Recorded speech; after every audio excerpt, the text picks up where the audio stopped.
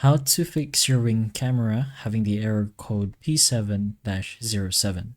So this usually appears when the camera cannot reconnect or finish setup because of a Wi-Fi connection problem, weak signal, router issue, something similar to that. And one of the first things you can do is to open the Ring app, tap your camera, go to device health, then choose reconnect or change network. You can try moving the camera closer to the router and make sure it does have enough power or battery. Connect it to a 2.4 GHz Wi-Fi network if your Ring model does not support 5 GHz. Then restart your router. You can try to set it up again. Also remove special characters from your Wi-Fi name if it does keep failing. If it fails, power cycle or factory reset the Ring camera, then set it up again in the Ring app. So if none of those work, it could be a router compatibility issue or a device fault. So if you're sure of that, you could try contacting Ring support.